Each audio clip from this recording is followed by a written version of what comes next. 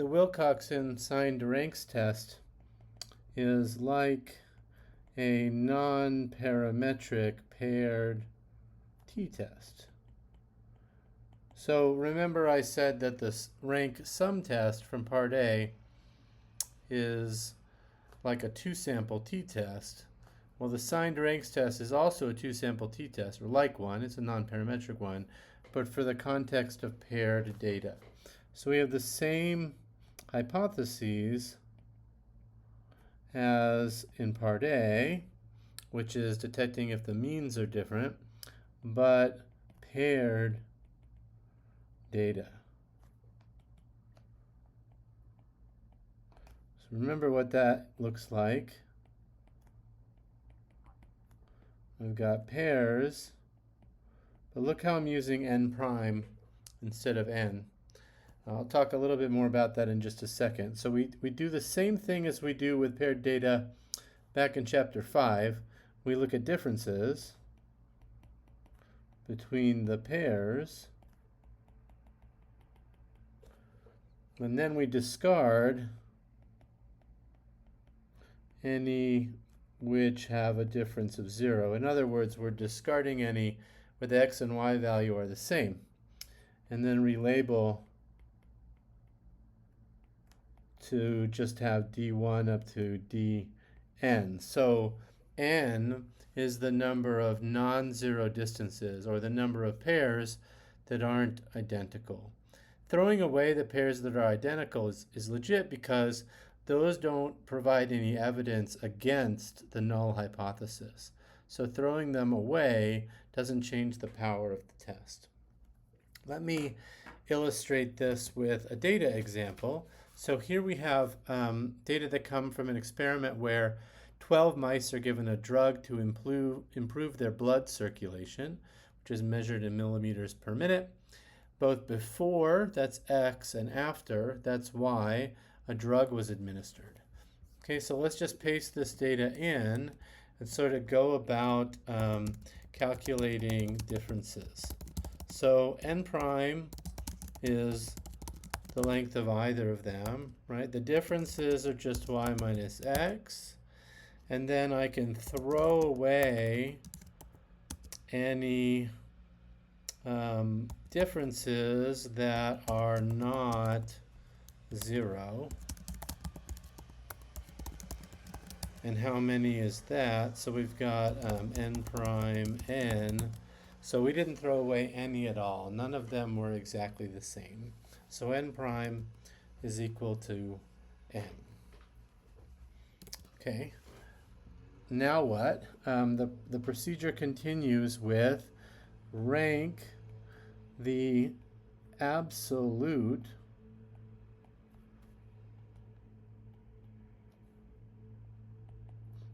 differences. So those are d1 up to dn. And those give us the ranks r1 up to rn. And then put the sign of each difference back on its rank. So what I mean by that is define something called Ri plus minus, which is either Ri or minus Ri. It's Ri if y is bigger than x, and it's minus Ri if yi is less than xi, for I equals 1 up to n. Okay.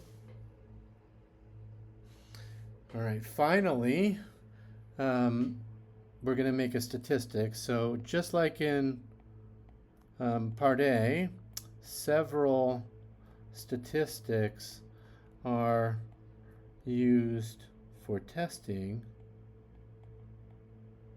but most are a variation on what I'm going to call R bar plus. So it's the sum of the plus minus ranks that are positive. So again, the ones that are negative don't appear in the sum, but they're being felt in the negative space in the same way the x's are felt in the sum of the y ranks in the rank sum test. Okay, so let's go to R and build this test statistic. So building the signed ranks statistic. So first I need to rank the absolute differences. That's easy. And then I calculate the signed ranks as the rank times the sign. Again, this is one of those cases where writing it out mathematically is actually a little more cumbersome than coding it up. The code is pretty simple. And then the R bar P, so the positive R bar, is the sum of the signed ranks which are positive. Okay, so there we go. R bar P is 51, but this number isn't super interesting in and of itself. What really matters is what is the null distribution of this statistic, which we're going to get from randomly shuffling ranks. So as usual, simulation is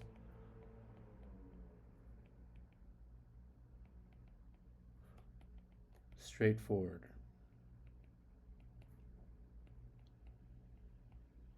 In other words, we just have to generate random ranks and give them random signs, and then multiply the ranks by the signs, and then add up the ones that are positive. So let's make some R bar P's, because that's what our statistic is.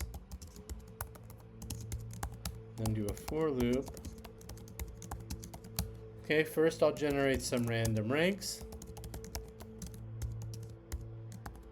And then I will generate some random signs. So those are either going to be -1 or +1. I want n of them, and I basically just want to flip a coin. So that's going to get me coin flips of -1 and +1. Kind of interesting side note is if your signs are random, you don't really need random ranks, because what you really care about is randomly assigning the -1 and the +1 to the ranks 1 to n. Additionally, permuting them doesn't buy you anything, although it's conceptually simpler to think of it that way, because that's the way the original test statistic is calculated on the data, on the observed values. So the signed ranks are the ranks times the signs, and then the R bar P's are the sum of the ones of those that are positive. Okay, so that should do it. Hopefully I didn't make a mistake. I did. It's R bar P's. Okay, and there it goes. And I like to do a visual. There it is, AB line, V equals R bar P, call equals 2. So I don't think we're going to reject this null hypothesis because the statistic doesn't look rare, but I can calculate a p-value. I know I'm in the right-hand tail, so 2 times mean R bar P is greater than or equal to R bar P. Okay, so 38%. That is not small enough to reject the null hypothesis. Oh, I now realize you can't see my plot. Sorry about that.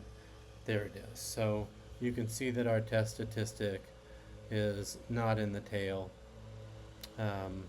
So when we calculate the p-value, we get a number bigger than 5%. Okay. The math is way harder.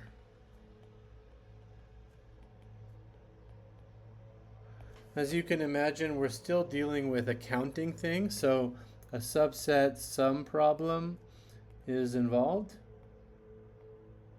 And you can read up on that in Appendix B3 in the book. But if you're patient, you can count all the ways that you can get these R bars from a particular set of 1 to n. But R has an automation, which is called P-sign rank. So you can use it the same way we use any cumulative distribution function. So what I mean by that is you can do 2 times P-sign rank and give it R bar P. Now a sort of snag here is that if your statistic is in the right tail, like it is for our distribution, then you're going to want to sum into the right tail. So you're going to give it lower tail equals false. And also you have to give it the argument n. You have to tell it what n is.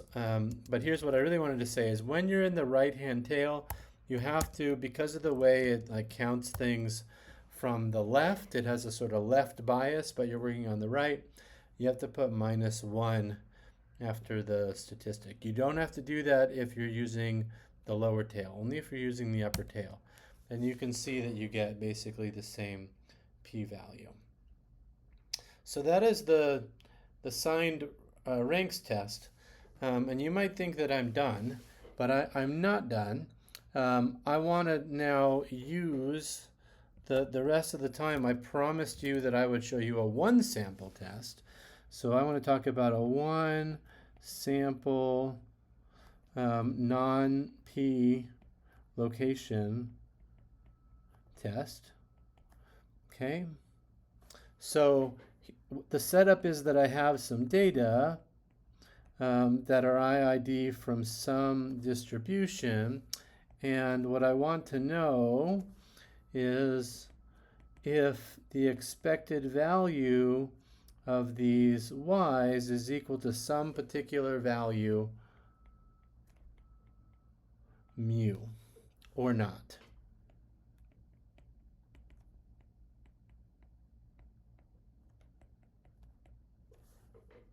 Okay, now I can do that with the signed ranks test. So this is the reason I did that out of order, by replacing xi equals to mu everywhere. Okay, so you just go back through the same procedure, pretend that you have a second sample x, but that they're all the same value mu, and go through the motions. So here is a data set that I'm going to have to paste it in because I didn't think ahead. My bad. Bear with me 1 second. I can go grab those values. Okay, so these values here, which are in the book, these are, so I'm doing here a 1 sample non-p location test using a signed ranks test. And the values are IQ scores for kids in my hometown. And the sort of hypothesis want to know is if the expected value of these is equal to 100 or not. Okay, so I'm going to take the whole x. It's not going to be a vector. I'm just going to write 100. This is my mu value from the notes. But I want to put it in the context of a signed ranks test, which has x's and y's. So then I can go through, and I could even cut and paste the code from above. Let's go grab all this stuff, right? We go grab it. So we'll write pasted from above. Now I've got my n prime and my differences, and I'm going to get rid of any 0 ones and calculate what's left over. There were no equal values. None of them was exactly equal to 100. I calculate the statistic, and maybe I didn't paste in, oh, that's so silly. I didn't actually grab X and Y. How did I mess that up? So here's Y, here's X, going through it again. I always make mistakes. There we go. So there are two of them exactly equal to 100. Let's find them. There's one here and one there. So that those two get eliminated when we get rid of those that are exactly equal to one another. Then I build the statistic, and I get 175. And that number is totally meaningless without the null distribution. So let's go up and grab that code. Here's our simulation, and we'll paste it down below. There it goes. And we can go grab the visual. And here it is, and I'll remember to reveal it for you. So there's the visual. And this one's a little bit more of a close call. So let's see what happens when we calculate the p-value, which we can do using the simulation or using the closed form calculations. 12%, 12%, not enough evidence to reject the null hypothesis. So the signed rank test can be used for two samples when the samples are paired, or it can be used for one sample if you just replace the x's with the value that you want to know.